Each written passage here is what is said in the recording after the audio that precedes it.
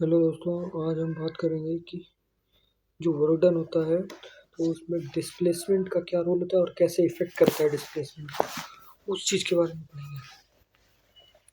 तो सबसे पहले पता करते हैं कि अगर मैं ए से बी डिस्प्लेस्ड करूँ किसी वेलोसिटी या कुछ भी से, तो जो वर्क डन होगा और मतलब लौट के यहाँ पर आ जाऊँ, फिर से पहले जाऊँ मैं तो फिर लौट के यहाँ पर आ जाऊँ, तो क्या डिस्प्लेसमेंट, क्योंकि यहाँ पे जीरो है तो यहाँ पर डिस्प्लेसमेंट जो हो जाएगा वो हो जाएगा ज़ीरो। तो क्या वर्क जो है वो हमारा, जो कि फोर्स इंटू डिस्प्लेसमेंट,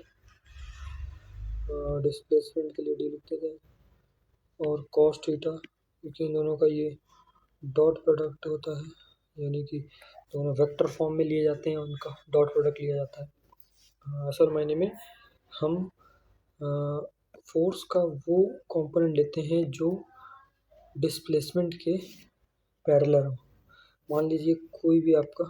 इस तरह से फोर्स है, इस तरह से फोर्स है, इस तरह से फोर्स है, तो हमें, क्योंकि ये देखिए जो ये वाले फोर्स होते हैं, अगर इनको आप एक्स वाई के टर्म में ड्रॉ करेंगे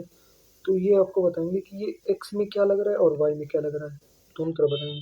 तो मान लीजिए अगर आपकी डिस्प्लेसमेंट इधर साइड है, एक्स के पैरेलल है, तो हम जो इसका एक्स वाला होगा कंपोनेंट वो ले लेंगे, और अगर मान लिया आपकी डिस्प्लेसमेंट इस तरफ हो रही है तो वाई वाला ले लेंगे, और कहीं बीच में हो रही है तो फिर जैसे मान लीजिए एक सेकंड, जैसे मान लीजिए कहीं यहाँ पर हो रही है डिस्प्लेसमेंट और फोर्स आपका यहाँ पे लग रहा है, फोर्स लग रहा है आपका यहाँ पे, तब हम क्या करेंगे, तब मान लीजिए हम अपने जो कोऑर्डिनेट है उसको ही चेंज कर लेंगे, या फिर कुछ भी कर सकते हैं, तो उसमें ले सकते हैं आप इस तरह से। तो जो ये वाला घटक होता है एक्स वाला, ये वाला, ये कैसे निकालते हैं, तो इसका सिंपल सा मेथड होता है कि इधर पे जो कि जितने एंगल पे ये झुका हुआ है, उस पे मतलब कॉस थीटा ले लो। जैसे कि ये मान लो कोई एफ है वेक्टर, तो जो इसका ये वाला कंपोनेंट होगा वो होगा एफ कॉस थीटा, और प्लस में ऊपर वाला एफ साइन थीटा। अब यही क्यों होता है ये तो आपको पता होगा, क्योंकि आप इन दोनों का अगर वेक्टर एडिशन करेंगे तो वो यही बन जाएगा, क्योंकि मैं करके दिखा देता हूँ। तो अंडर रूट में अगर आप इसका स्क्वायर करेंगे और इसका स्क्वायर करेंगे तो यहाँ पे एफ स्क्वायर, तो साइन स्क्वायर थीटा, और बीच में इनका कोण कितना 90, तो कॉस 90 जीरो होता है, तो हमें ये 2ab कॉस जो थीटा होता है वो लिखने की जरूरत नहीं, क्योंकि ये जीरो हो जाएगा।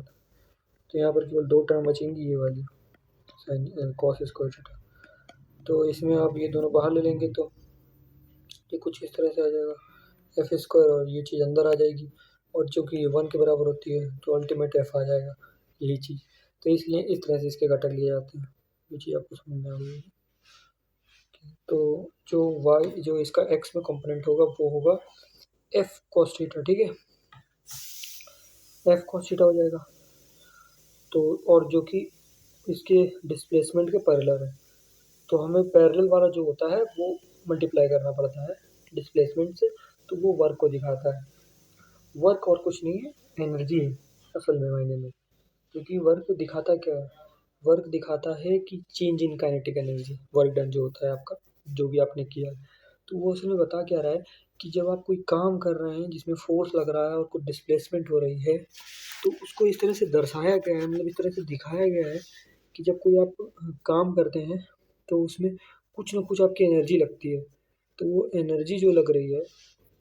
वो एक तरह से वर्क डन के रूप में दिखाई गई है, जो कि बाद में बराबर हो जाती है चेंज इन काइनेटिक एनर्जी, यानी बीच में जो आपने एनर्जी लगाई है, शुरुआत की मायने लगती है और बाद की नहीं, जो बीच में आपने लगाई तो चेंज इन काइनेटिक एनर्जी, जो जितना काम हुआ है उसके बीच में जो एनर्जी लगी वो बराबर होती है वर्क डन के। तो work done is nothing but energy. वो भी मान लीजिए ऐसे ऐसे सोचें आप उल्टा, मान लो आपको कोई बोले कि वर्क डन हुआ है, तो आपके दिमाग में क्या आएगा, कुछ वर्क हुआ है मतलब, तो वर्क मतलब हुआ है, तो मतलब आप यही सोचेंगे ना कि किसी पार्टिकल में कुछ ना कुछ फोर्स लगा होगा, कुछ ना कुछ हिली होगी उसकी पोजीशन, कुछ ना कुछ एनर्जी रहा होगा, तभी तो फोर्स लगा पाओगे आप। आपके पास जब शक्ति नहीं होगी तो फिर फोर्स कहाँ से लगाओगे एनर्जी। तो इस काइंड में आप सोच सकते हैं कि जो वर्क डन है वो असल में फोर्स इंटू डिस्प्लेसमेंट ही क्यों होता है, क्योंकि यहाँ पर दो ही चीज़ इफेक्ट करती हैं। अगर आप एनर्जी के टर्म में बात करेंगे तो फोर्स और डिस्प्लेसमेंट, जब भी किसी चीज़ पर आप फोर्स लगाएंगे तो उसके डिस्प्लेसमेंट में कुछ ना कुछ डिफरेंस आएगा। इस तरह से आप ये पता करते हैं कि जो डिस्प्लेसमेंट है किस तरह से इफेक्ट करती है इस पर। तो जैसे मान लीजिए यहाँ पर डिस्प्लेसमेंट जीरो है, तो इसका बर्डन जीरो होगा कि नहीं होगा, चलो देखते हैं। मान लो मैंने कोई फोर्स एफ लगाया जाने जाते वक्त और आते वक्त भी एफ फोर्स लगाया, लेकिन यहाँ पर इस पॉइंट पे जब मैं टर्न हो रहा हूँ उस पॉइंट पे, अभी मैं बाद में इस सर्कल वाले केस की बात भी करूँगा, तो इस टर्न पे यहाँ पर जीरो होगा फोर्स, ठीक है, क्योंकि यहाँ पे मुड़ रहा है तो पहले हम ये वाला फोर्स कैलकुलेट कर लेंगे। ये वाला फोर्स कितना हो जाएगा, वर्क इज इक्वल टू, दोनों के बीच का एंगल 0 डिग्री है तो cos 0 1 होता है, तो यहाँ पर हम लिख देंगे सीधे, और ये डिस्प्लेसमेंट को मान लो x मान लेते हैं, तो F not multiply by x, ठीक है। अब इधर आने का, तो इधर आ जाएंगे तो डिस्प्लेसमेंट x और बीच का कोण मतलब एंगल जो हो जाएगा वो 0 डिग्री, तो फिर से यही आ जाएगा, तो जाने वक्त वर्क कितना हो जाएगा, वो भी एफ नॉट प्लस नॉट। तो अगर आप टोटल जोड़ के लिखेंगे तो वो आपका आ जाएगा टोटल मतलब, तो वो आ जाएगा आपका 2 f0 इंटू एक्स, इतने से आ जाएगा आपका टोटल वर्क। इसको आप रख दें W डैश,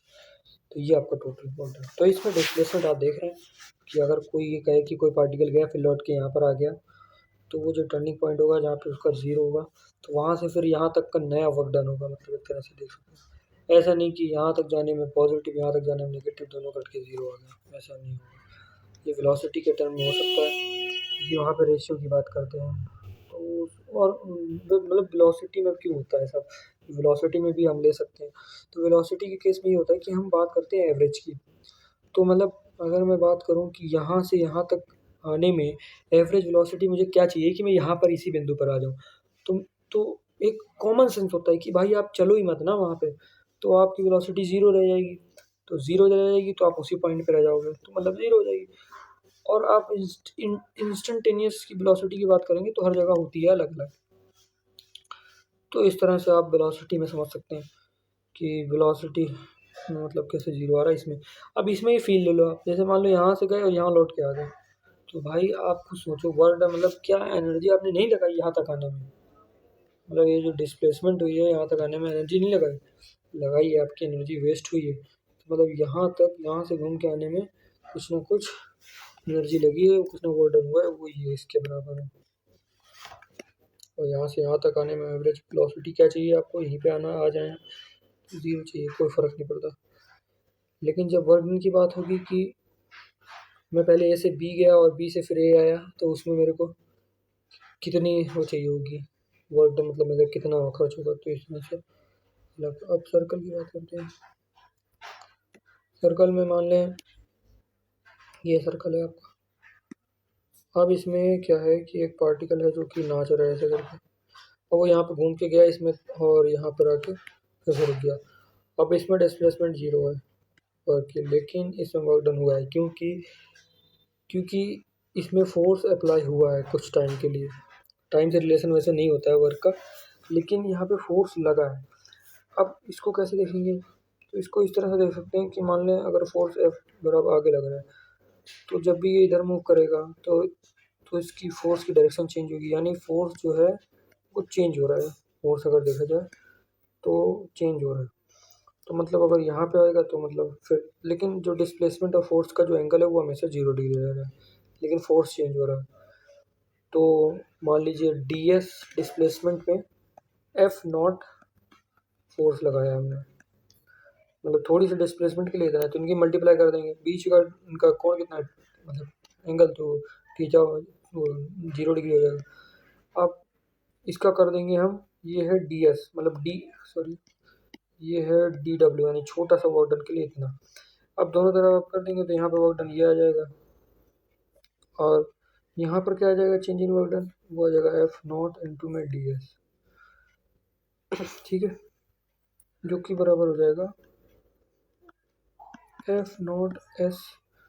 कि यहाँ से यहाँ तक की जो पूरा डिस्प्लेसमेंट होगी यहाँ तक की, मतलब डिस्टेंस होगी यहाँ तक की, वो होगी 2 पाई, एस की जगह लिख सकते हैं 2 पाई,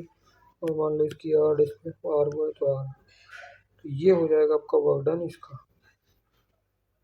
यहाँ से यहाँ तक आने में, क्योंकि अलग अलग जगह पे फोर्स चेंज हो रहा है। अब वेलोसिटी की बात करें, क्योंकि वेलोसिटी भी चेंज हो रही है, तो वेलोसिटी में क्यों फिर जीरो आता है, वेलोसिटी में जीरो क्यों आता है ये बताते हैं आपको, जहाँ तक मेरे को लगता है। तो मान लीजिए आपका